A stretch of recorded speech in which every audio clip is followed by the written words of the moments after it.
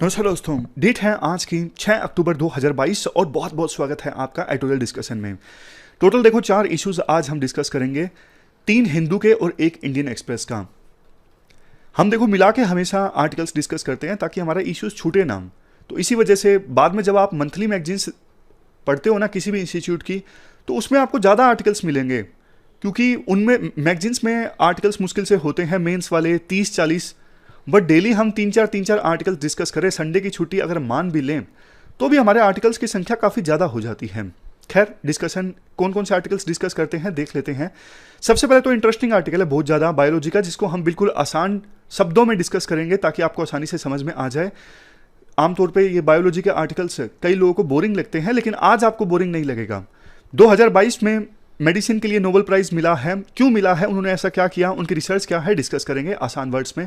उसके बाद दूसरा आर्टिकल डिस्कस करेंगे गवर्नर के द्वारा बिल को असेंट दिए जाने से संबंधित। तीसरा आर्टिकल हम आरटीआई से संबंधित डिस्कस करेंगे और चौथा आर्टिकल ये छोटा सा हिंदू का है, यूक्रेन रशिया वार में इंडिया की न्यूट्रलिटी से संबंधित। चलिए डिस्कशन स्टार्ट करते हैं। फर्स्ट इंपॉर्टेंट आर्टिकल 2022 में मेडिसिन के लिए नोबेल प्राइज से संबंधित है। किसने जीता है ये नोबेल प्राइज? स्वांटे पेबो ने।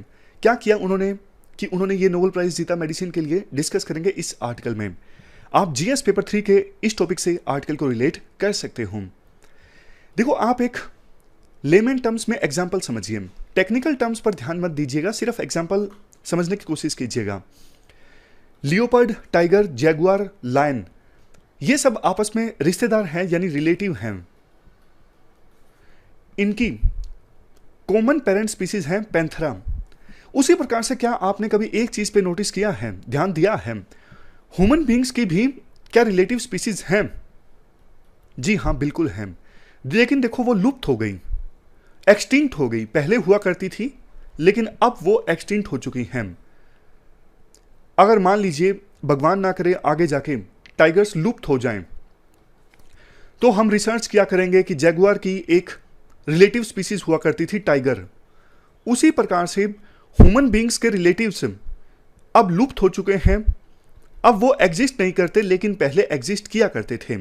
जैसे देखो एग्जाम्पल के तौर पर नियांदरथाल, ये देखिए नियांदरथाल, ये ह्यूमन बींग्स के रिश्तेदार हुआ करते थे, यानी ह्यूमन बींग्स की रिलेटिव स्पीसीज हुआ करती थी लेकिन एक्सटिंक्ट हो गई, धीरे धीरे लुप्त हो गई। ह्यूमन बींग्स और इनके बीच में आपस में इंटरब्रीडिंग भी हुआ करती थी। तो ये जो ह्यूमन बींग्स की रिलेटिव स्पीसीज है ना, इनके लिए एक टर्म भी यूज की जाती है, वो है होमिनाइन।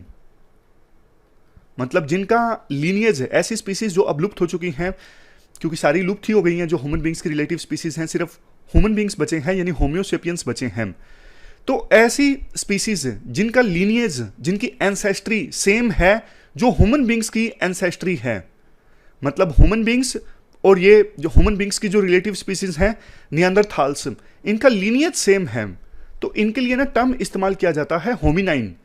ऐसी देखो बहुत सारी ह्यूमन बींग्स की रिलेटिव स्पीसीज हैं जो अब लुप्त हो चुकी हैं, जो अब एग्जिस्ट नहीं करती, लेकिन उनका लीनियज, उनकी एंसेस्ट्री, मतलब उनके पूर्वज और ह्यूमन बींग्स के पूर्वज सेम थे। अब देखो मान लीजिए अगर इन स्पीसीज के बारे में जो ह्यूमन बींग्स की रिश्तेदार थी अब लुप्त हो चुकी हैं, इनके बारे में ज़्यादा इंफॉर्मेशन हमें मिल जाए तो हमें पता लग जाएगा कि वो एक्सटिंक्ट क्यों हो गए, उन्होंने ऐसा क्या किया, उनके अंदर ऐसे कौन से फीचर्स नहीं थे जिसकी वजह से जो वो एक्सटिंक्ट हो गए, लुप्त हो गए, लेकिन ह्यूमन बींग्स यानी होमोसेपियंस वो आज भी एग्जिस्ट करते हैं। समझ गए? मान लीजिए टाइगर आगे जाके लुप्त हो गए, तो हम रिसर्च करेंगे ना टाइगर्स में ऐसे कौन से गुण थे जिसकी वजह से वो लुप्त हो गए, या फिर गुणों की कमी थी वो लुप्त हो गए, और लियोपर्ड आज भी जिंदा हैं, तो वही चीज है। तो स्वांटे पेबो इन्होंने क्या किया, देखो ये स्वीडिश जेनेटिसिस्ट हैं और डायरेक्टर हैं Max Planck Institute for evolutionary anthropology. ये इंस्टीट्यूट कहाँ पे है? जर्मनी में है। इन्होंने देखो सबसे बड़ा काम तो ये किया, जो ह्यूमन बींग्स की रिलेटिव स्पीसीज है ना नियांदरथाल, इनके जीनोम की सीक्वेंसिंग की, जो अपने आप में बहुत बड़ा काम था, पहली बार ऐसा हुआ। सोच के देखिए, इतना पहले ये ह्यूमन बींग्स की रिलेटिव स्पीसीज नियांदरथाल लुप्त हो गई, अब उनके जीनोम की सीक्वेंसिंग करना, ये देखो बहुत मुश्किल काम था।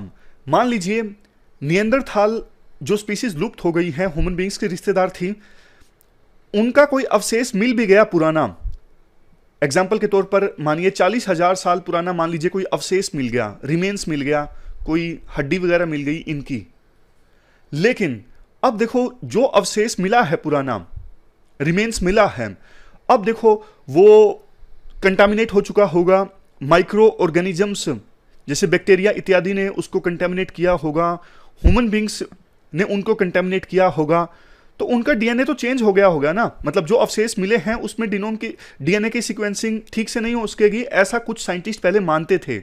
इवन स्वेंटे पाबो ये भी यही मानते थे कि 40,000 साल पुराना अगर हमें कोई अवशेष मिलेगा किसी स्पीसीज का, तो उसकी जीनोम सीक्वेंसिंग करना बहुत मुश्किल होगा, क्योंकि अनेकों प्रकार से वो कंटामिनेट हो चुका होगा। लेकिन स्वांटे पैबो ने अपने आप को ही गलत साबित किया और इन्होंने नियंदरथाल जो ह्यूमन बींग्स की रिलेटिव स्पीसीज है ना, इनकी जीनोम की सीक्वेंसिंग की, और वो भी 2010 में। साल देखो इंपॉर्टेंट इसलिए है क्योंकि ह्यूमन बींग के जीनोम की कंप्लीट सीक्वेंसिंग हुई थी 2003 में, और 7 साल बाद इन्होंने उस स्पीसीज की जीनोम की सीक्वेंसिंग कर दी जो बहुत साल पहले लुप्त हो चुका है, जिसका अवशेष मिल भी गया जो अनेकों प्रकार से कंटामिनेट हो चुका होगा, लेकिन उस ह्यूमन बींग की रिलेटिव स्पीसीज की भी इन्होंने कंप्लीट जीनोम सीक्वेंसिंग कर दी। ये अपने आप में देखो बहुत बड़ी चीज थी। तो इन्होंने जो खोज की ना, वो देखो कोपरिकन रेवोल्यूशन के समान है। कोपरिकन रेवोल्यूशन क्या है? देखो ये पैराडाइम शिफ्ट हुआ था। कोपरिकन रेवोल्यूशन से पहले ये माना करते थे साइंटिस्ट की अर्थ जो है वो स्टेशनरी है और बाकी चीजें अर्थ के चारों ओर घूमते हैं, फॉर एग्जाम्पल सन। लेकिन कोपरिकन रेवोल्यूशन में ये सामने आया, मतलब इसके बाद ये माना जाने लगा कि अर्थ सन के चारों ओर घूमता है, अर्थ स्टेशनरी नहीं है, अर्थ घूम रही है। तो उसी प्रकार से जिस प्रकार से ये कोपरिकन रेवोल्यूशन बहुत ज्यादा पाथ ब्रेकिंग था ना, इंपॉर्टेंट था, उसी प्रकार से स्वांटे पैबो की ये जो खोज है ना, वो अपने आप में रेवोल्यूशनरी थी, क्योंकि इन्होंने नियंदरथाल जो ह्यूमन बींग की रिलेटिव स्पीसीज हैं उनका डीएनए की जीनोम की सीक्वेंसिंग की और बाद में उस जीनोम को मैच किया ह्यूमन बींग से, पता लगाया कि इनके पास में क्या एक्स्ट्रा गुण थे। तो इन्होंने पाया कि बहुत चीजें सेम थी, मतलब आपस में इंटरब्रीडिंग करते थे ये ह्यूमन बींग्स की जो रिलेटिव स्पीसीज थी।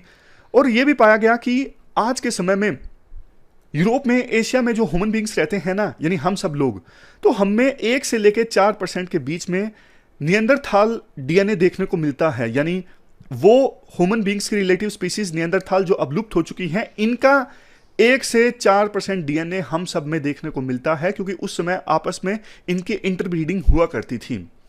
उसी प्रकार से इन्होंने ना, इनको एक उंगली मिली थी, मतलब फिंगर बोन मिली थी, फिंगर की बोन, तो उसकी डीएनए की इन्होंने सीक्वेंसिंग की। उसकी सहायता से इन्होंने ह्यूमन बींग्स की एक और रिलेटिव स्पीसीज का पता लगाया, जिसका नाम क्या था?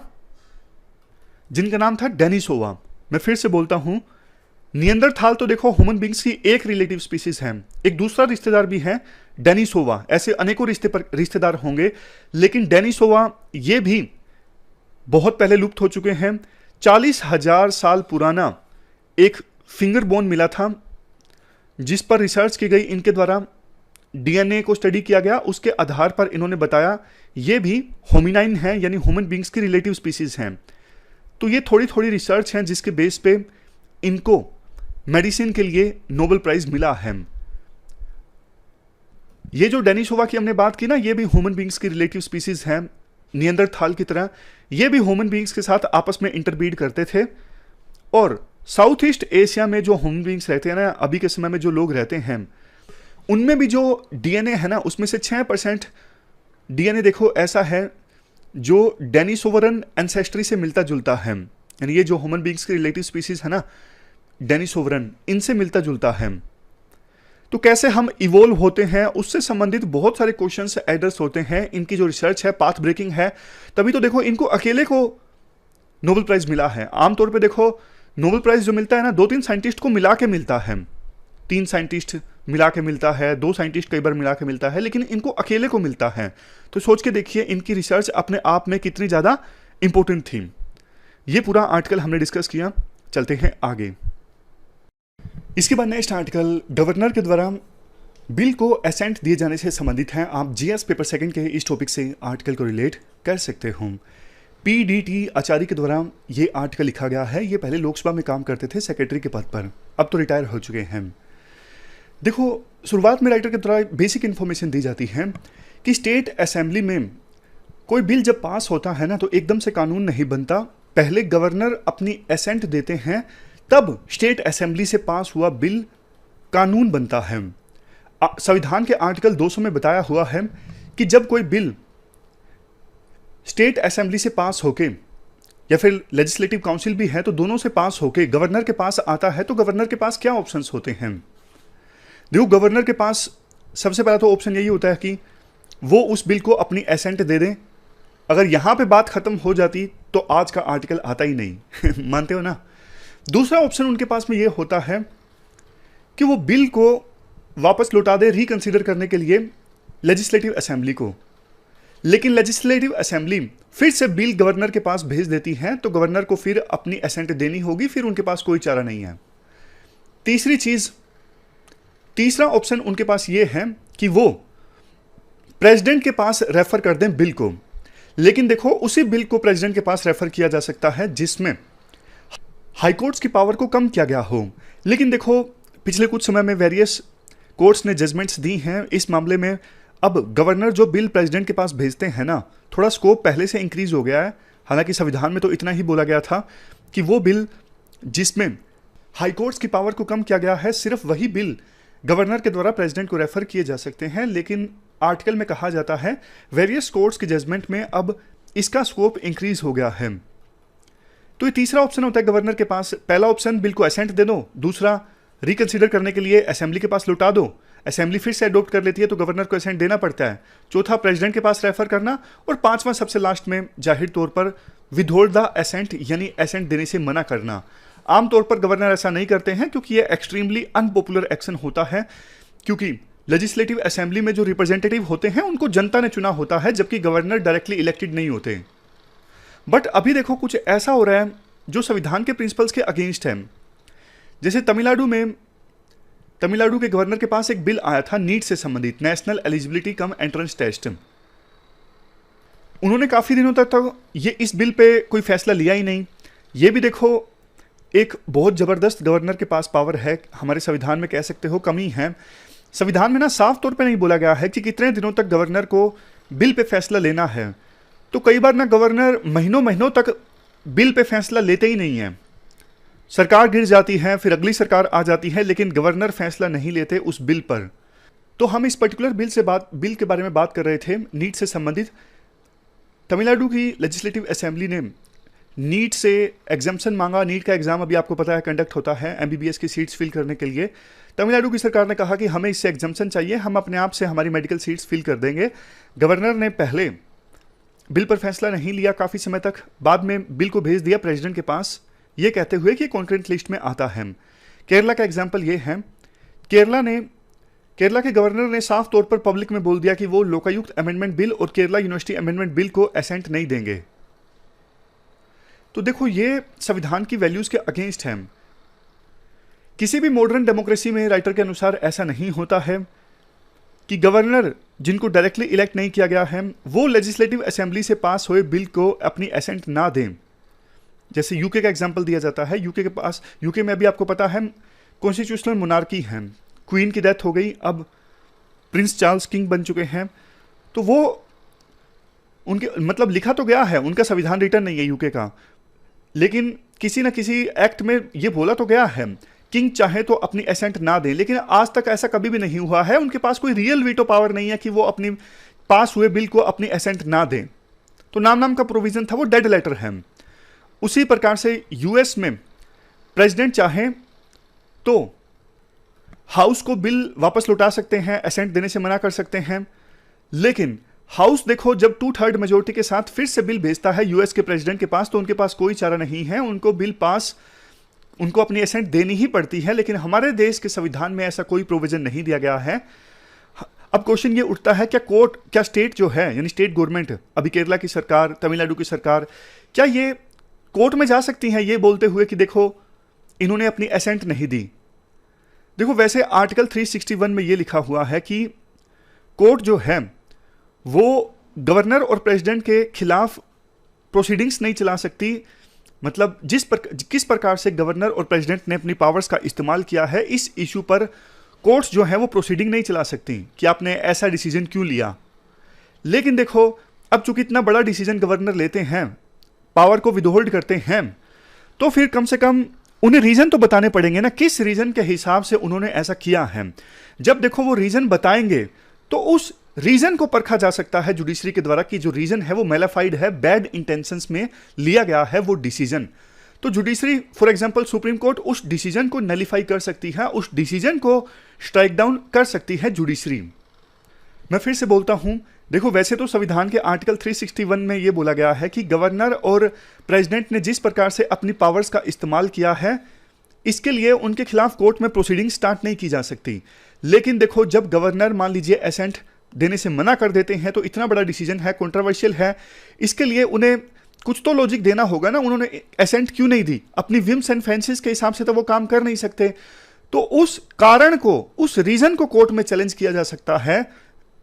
और यही चीज सुप्रीम कोर्ट ने देखो अपनी एक जजमेंट में भी क्लैरिफाई की थी, Rameshwar Prasad versus union of India case में। इस जजमेंट में सुप्रीम कोर्ट ने कहा था कि देखो आर्टिकल 361 सेक्शन 1 हमसे पावर नहीं ले सकता।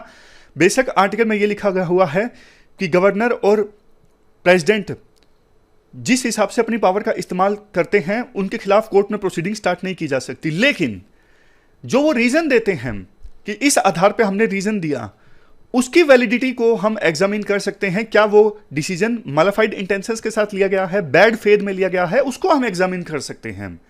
तो आमतौर पे ना गवर्नर्स को ये डर होता है, इसलिए वो किसी बिल को एसेंट देने से मना नहीं करते। वो एक आसान तरीका अपनाते हैं। जो संविधान की कमी है, वो बिल को ना तो एसेंट देने से मना करते हैं, ना ही एसेंट देते हैं। बिल बस गवर्नर के पास रखे रहता है। दूसरे देशों के संविधान में एक टाइम लिमिट बताई गई है कि इतने दिनों के अंदर अंदर गवर्नर को फैसला लेना है बिल पर, लेकिन हमारे देश के संविधान में गलती है, कमी है, टाइमलाइन नहीं दी गई है। तो जो ऑप्शन गवर्नर के पास था ही नहीं संविधान में, गवर्नर उस ऑप्शन का इस्तेमाल करते हैं, यानी बिल को अपने पास रिजर्व कर लेते हैं लंबे समय तक और बिल पर कोई फैसला नहीं लेते हैं। तो इसे ठीक करने की आवश्यकता है, ऐसा राइटर बोलते हैं। इसके बाद अगला जो आर्टिकल है आरटीआई से संबंधित है। आप जीएस पेपर सेकंड के इस टॉपिक से आर्टिकल को रिलेट कर सकते हो।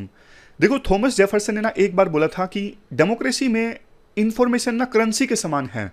डेमोक्रेसी तभी फलती फूलती है जब इंफॉर्मेशन ज्यादा स्प्रेड होती है, सिटीजन्स आसानी से इंफॉर्मेशन को एक्सेस कर पाते हैं। हमारे देश के आर्टिकल 19 सेक्शन 1A में right to freedom and speech and expression के बारे में बोला गया है। 2005 में पार्लियामेंट ने right to information act pass किया, बनाया। ये जो एक्ट है राइट टू इंफॉर्मेशन यानी right to freedom of speech and expression को और ज्यादा मजबूत बनाता है। आरटीआई एक्ट से संबंधित अनेकों स्टोरीज आपने भी पढ़ी होंगी और हमारे सामने भी हैं।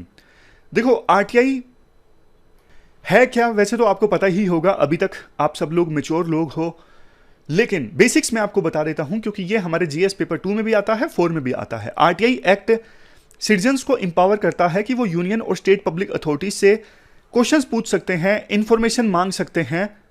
तो इससे उनकी अकाउंटेबिलिटी फिक्स होती है, ट्रांसपेरेंसी आती है, जनता आरटीआई फाइल करके इंफॉर्मेशन मांग कर सकती है। ये ब्रिज कब पास हुआ, कौन सा कॉन्ट्रैक्टर है, कब से इसका निर्माण स्टार्ट हुआ, हर तरह की इंफॉर्मेशन पब्लिक के द्वारा डिमांड की जा सकती है। ये अपने आप में रेवोल्यूशन था। पहले देखो सीक्रेसी रहती थी, पब्लिक ऑफिशियल्स आंसर ही नहीं देते थे जनता का, कब से ब्रिज स्टार्ट हुआ बनना, कब से रोड बननी स्टार्ट हुई, किसने बनाई। पब्लिक ऑफिशियल्स कोई क्वेश्चन का आंसर नहीं देते जनता को। उनको लगता था कि हम तो मालिक हैं, जबकि नाम में ही देखो पब्लिक सर्वेंट हैं। वो ब्रिटिश मेंटेलिटी के साथ काम किया करते थे। लेकिन इस एक्ट ने जनता को बहुत मजबूत बनाया है। एक्ट में बोला गया है पब्लिक अथॉरिटीज को अपनी ऑर्गेनाइजेशन और स्ट्रक्चर से संबंधित इंफॉर्मेशन डिस्क्लोज करनी है, जैसे उनकी ऑर्गेनाइजेशन में कितने लोग काम कर रहे हैं, कितनी वैकेंसीज हैं, फंक्शंस क्या है, स्ट्रक्चर क्या है, पावर और ड्यूटीज क्या है, ऑफिसर्स का, एम्प्लॉइज का, financial information, decision making process में कौन से प्रोसीजर्स फॉलो किए जाते हैं, सब कुछ उनको बताना पड़ता है। आरटीआई एक्ट के सेक्शन 4 में बोला गया है कि कोई भी डिपार्टमेंट, कोई भी ऑफिस ज्यादा से ज्यादा इंफॉर्मेशन पब्लिक डोमेन में रिलीज करेगा ताकि लोगों को आरटीआई फाइल करने की आवश्यकता पड़े ही ना। समझ गए? मतलब जितनी ज्यादा इंफॉर्मेशन वो अपनी वेबसाइट पर डालेंगे, उतनी कम से कम लोग आरटीआई फाइल करेंगे ना। सेक्शन 8 में हालांकि आरटीआई एक्ट के सेक्शन 8 में कुछ एग्जाम्पशंस बताई गई हैं। एग्जाम्पशंस की लिस्ट काफ़ी लंबी है। देश की सोवरेनिटी से संबंधित मामला हो, सिक्योरिटी, स्ट्रेटेजिक, साइंटिफिक और इकोनॉमिक इंटरेस्ट का मामला हो, हमारे किसी फॉरेन स्टेट के साथ रिलेशंस का मामला हो, किसी से अपराध भड़के ऑफेंस हो, ऐसा कोई मामला हो, और बहुत सारे मामले हैं। ट्रेड सीक्रेट्स का मामला हो, कैबिनेट पेपर्स से संबंधित मामला हो, ऑफिशियल सीक्रेट्स एक्ट 1923 से संबंधित मामला हो, तो आरटीआई के तहत इंफॉर्मेशन देने से मना किया जा सकता है। यह बोला गया है कि हर एक ऑफिस में एक पब्लिक इंफॉर्मेशन ऑफिसर की नियुक्ति की जाएगी जो रिस्पॉन्सिबल होंगे उस ऑफिस में इंफॉर्मेशन देने के लिए। और इसके अलावा एक्ट में यह भी बोला गया है कि स्टेट लेवल पे स्टेट इंफॉर्मेशन कमीशन इस्टेब्लिश किया जाएगा और सेंट्रल लेवल पे सेंट्रल इंफॉर्मेशन कमीशन भी इस्टेब्लिश किया जाएगा, और ये इंफॉर्मेशन कमीशन इस्टेब्लिश भी किए गए हैं। अगर आरटीआई एक्ट का इंप्लीमेंटेशन ठीक से नहीं हो रहा है, जनता की कोई शिकायतें हैं, तो वो स्टेट इंफॉर्मेशन कमीशन और सेंट्रल इंफॉर्मेशन कमीशन के पास अपनी अपील फाइल कर सकते हैं। टाइमलाइन भी बताई गई हुई है एक्ट में कि पब्लिक इंफॉर्मेशन ऑफिसर को 30 दिनों के अंदर इंफॉर्मेशन देनी है, और सिटीजन की लाइफ और लिबर्टी से संबंधित मामला है तो 48 आवर्स के अंदर अंदर बताना होता है, या तो इंफॉर्मेशन देनी होती है, अगर नहीं देनी है तो भी बताना है कि क्यों नहीं दी जा सकती। उस पब्लिक ऑफिस में देखो, पब्लिक इंफॉर्मेशन ऑफिसर के अगेंस्ट ही अपील फाइल की जा सकती है डिपार्टमेंटल अपीलेट अथॉरिटी के पास में, और डिपार्टमेंटल अपीलेट अथॉरिटी जो है दोनों पार्टीज को सुनती है, उसके बाद अपना ऑर्डर पास करती है। सेकंड अपील फाइल की जा सकती है इंफॉर्मेशन कमीशन के पास में, अगर कोई सिटीजन अपीलेट अथॉरिटी के फैसले से संतुष्ट नहीं है तो ये हमने बेसिक्स की बात कर ली। अब सिग्निफिकेंस की बात करते हैं। करप्शन को रोकने का टूल है। पिछले 17 सालों में न जाने कितने घोटालों का उजागर हुआ है, एक्सपोज हुए हैं इस टूल की सहायता से, जैसे Adarsh society scam, 2G scam, commonwealth game scam. Citizens की वॉइस को एम्पावर करने का काम किया है, सिटीजन्स में कॉन्फिडेंस आ गया है क्वेश्चंस पूछने का, डेमोक्रेसी को मजबूत करने का काम किया है इस एक्ट ने। इसके अलावा ट्रांसपेरेंसी और अकाउंटेबिलिटी बढ़ी है पब्लिक डोमेन में। हर साल 40 से 60 लाख के बीच में आरटीआई फाइल की जाती हैं, लेकिन देखो अभी भी देश के 3% से कम सिटीजन्स आरटीआई फाइल करते हैं, बहुत ही कम। और देखो टोटल जितनी आरटीआई फाइल की गई उनमें से 55% का कोई रिप्लाई नहीं मिला, मतलब रिप्लाई मिला तो इन्फॉर्मेशन रिसीव नहीं हुई जो वो मांगना चाहते थे, और इतने 55% केसेस में इंफॉर्मेशन नहीं मिली तो उसमें से सिर्फ 10% केसेस में अपील फाइल हुई। इसके बाद आर्टिकल में कहा जाता है कि देखो 2012-13 से लेकर 2018-19 तक कंपेयर करें तो आरटीआई जितनी फाइल्स की जाती हैं उसकी संख्या में इजाफा हुआ है। जैसे 2012-13 में 8.86 लाख आरटीआई फाइल की गई, और 2018-19 में ये संख्या बढ़ के हो गई 16.30 लाख। लेकिन देखो जो पब्लिक इंफॉर्मेशन ऑफिसर्स होते हैं ना, जिनको इन आरटीआईज का रिप्लाई करना होता है, उनकी संख्या नहीं बढ़ी, ये दिक्कत की बात है। इसके अलावा अभी इंफॉर्मेशन कमीशंस के पास में बहुत सी आरटीआई पेंडिंग है। जैसे एग्जाम्पल दिया जाता है 26 इंफॉर्मेशन कमीशंस के पास में 2,56,000 अपील्स पेंडिंग हैं। इसके बाद सिस्टमेटिक ढंग से आर्टिकल में इश्यूज डिस्कस किए जाते हैं। थ्रेट टू आरटीआई एक्टिविस्ट, बहुत सारे आरटीआई एक्टिविस्ट की हत्या की गई है, ऑलमोस्ट 99। हाल ही में मध्य प्रदेश में केस सामने आया था जून 2022 में, एक कॉन्ट्रैक्टर को मार दिया गया था विदिशा में, क्योंकि उसने बहुत सारे क्वेश्चंस पूछे थे पब्लिक वर्क्स डिपार्टमेंट से। Next point, central information commission और स्टेट इंफॉर्मेशन कमीशन में बहुत सारी कमियां हैं, बहुत सारी वैकेंसीज खाली रहती हैं, काम ठीक से नहीं करते। सेंट्रल गवर्नमेंट ने एक्ट में फेरबदल किया था, जिसकी वजह से अब पहले इनका दर्जा इंफॉर्मेशन कमिश्नर्स का इलेक्शन कमिश्नर के बराबर हुआ करता था, लेकिन सेंट्रल गवर्नमेंट ने एक्ट में फेरबदल किया। अब उनके टेन्योर और रिनमरेशंस की सारी जो चीज़ें हैं सेंट्रल गवर्नमेंट के पास आ गई हैं, सेंट्रल गवर्नमेंट कंट्रोल कर सकती हैं। पहले उनका कार्यकाल 5 साल का हुआ करता था, अब 3 साल का हो गया। मतलब अब उनकी सर्विस रिलेटेड जो निटिग्रिटीज़ हैं उनको कंट्रोल करने की पावर सेंट्रल गवर्नमेंट के पास आ गई, तो वो निष्पक्ष रूप से काम नहीं करते, मतलब ऐसा दावा है कुछ एक्सपर्ट्स का। नेक्स्ट, राइजिंग पेंडेंसी, केसेस की जो पेंडेंसी है वो लगातार बढ़ती जा रही हैं, लेकिन उनको बहुत धीरे धीरे ढंग से डिस्पोज किया जाता है। अपील्स बहुत ज़्यादा पेंडिंग हो गई हैं। नेक्स्ट, जुडिशियल बोटलनेक, बहुत बार देखो इंफॉर्मेशन कमीशन के फैसले के अगेंस्ट हाईकोर्ट ऑर्डर फाइल कर देती है। हाईकोर्ट को ऐसा नहीं करना चाहिए, सुप्रीम कोर्ट ने एडवाइस भी दी थी, लेकिन बावजूद इसके हाईकोर्ट रिट फाइल कर देते हैं। तो जिसको इंफॉर्मेशन कमीशन से शिकायत होती है वो सीधा हाईकोर्ट चले जाते हैं, जबकि सोचा शुरुआत में ये गया था कि इंफॉर्मेशन कमीशन का फैसला अंतिम होगा। नेक्स्ट, देखो ब्यूरोक्रेट्स की एक शिकायत रहती है कि ना फर्जी आरटीआईज यानी जिनका कोई मतलब नहीं बनता, ऐसी आरटीआईज बहुत फाइल की जाती हैं और इससे एम्प्लॉयज का काम बढ़ जाता है, उनको ऐसी ऐसी बेकार सी आरटीआईज का जवाब देना पड़ता है। लेकिन राइटर कहते हैं देखो ऐसी आरटीआईज की संख्या सिर्फ 4% है, ये सिर्फ ब्यूरोक्रेट्स का एक्सक्यूज है, बहाना है। इसके बाद कुछ सजेशंस दिए जाते हैं। सबसे पहले देखो कोड ऑफ कंडक्ट इवॉल्व होना चाहिए सेंट्रल और स्टेट इंफॉर्मेशन कमिश्नर के लिए कि वो गवर्नमेंट से स्ट्रिक्ट डिस्टेंस मेंटेन करके रखें। गवर्नमेंट अब उनकी सर्विस कंट्रोल करती है तो ऐसा नहीं कि वो गवर्नमेंट के प्रति अकाउंटेबल हैं। डिस्टेंस मेंटेन करके रखें, गवर्नमेंट के खिलाफ आदेश दें जब आवश्यकता पड़ती है, जब गवर्नमेंट इंफॉर्मेशन नहीं देती है, ऐसा नहीं कि उनके सामने झुक जाएं। नेक्स्ट चीज, सुप्रीम कोर्ट की जो गाइडलाइंस हैं DDA versus keeper construction case में, उनको लेटर एंड स्पिरिट में फॉलो करना चाहिए और हाईकोर्ट को ना रिट नहीं यूज करनी चाहिए सीआईसी और सीआईसी की एरर्स को रेक्टिफाई करने के लिए, मतलब उनकी ज्यूरिडिक्शन में ज़्यादा दखलंदाजी नहीं करनी चाहिए। तीसरा, अवेयरनेस फैलाने की आवश्यकता है, अभी भी बहुत कम लोग आरटीआई फाइल करते हैं। चौथा, देखो ये भी जरूरी है कि प्रेस की फ्रीडम को इंश्योर किया जाए और इंफॉर्मेशन कमिश्नर्स अपनी कंप्लीट ऑटोनॉमी इंश्योर करें, जो ऑफिशियल्स गलती करते हैं उनको पनिश किया जाए। बट क्वेश्चन ये उठता है कौन करेगा?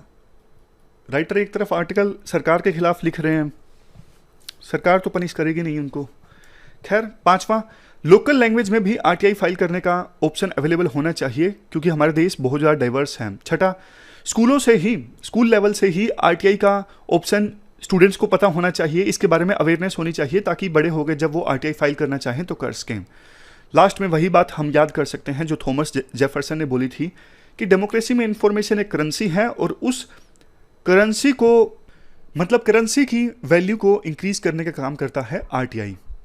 तो ये हमने पूरा आर्टिकल डिस्कस किया। नेक्स्ट आर्टिकल इसके बाद ना यूक्रेन रशिया वार में इंडिया की न्यूट्रल पोजीशन से संबंधित है। आप जीएस पेपर सेकंड के इस टॉपिक से आर्टिकल को रिलेट कर सकते हो। देखो आपको याद होगा एससीओ का समिट ऑर्गेनाइज हुआ था ना समरकंद में, तो उस समय भारत के प्रधानमंत्री मोदी ने पुतिन से मुलाकात की थी और उस मुलाकात में उन्होंने पुतिन को कहा था कि वार का ईरा नहीं है, डेमोक्रेसी और डिबेट का ईरा है। तो अब प्रधानमंत्री मोदी ने यूक्रेन के राष्ट्रपति जेलेंस्की से फोन पर बात की और कहा सेम बात कि देखो इंडिया मीडिएट करने के लिए तैयार है रशिया और यूक्रेन के बीच में। इसके जवाब में जेलेंस्की ने कहा कि मैं अब रशिया के राष्ट्रपति पुतिन से बात नहीं करूंगा। तो इंडिया एक प्रकार से देखो अपनी न्यूट्रल पोजीशन शो करने की कोशिश कर रहा है। पिछले हफ्ते रशिया के खिलाफ रेजोल्यूशन आया था, वो उसमें इंडिया ने पार्टिसिपेट नहीं किया, इंडिया ने एब्सटेन किया।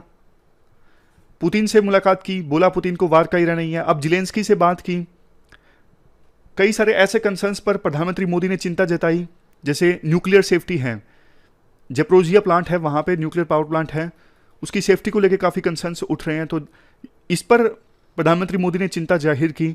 लेकिन देखो अब ना धीरे धीरे वर्ल्ड और ज्यादा पोलराइज होगा। अब वो वाली बात आ गई जो मैंने आपको एक दिन पहले भी बताया था कि या तो आप रशिया चाइना इनकी साइड हो या फिर आप यूएसए के अलाइ कंट्रीज की साइड हो।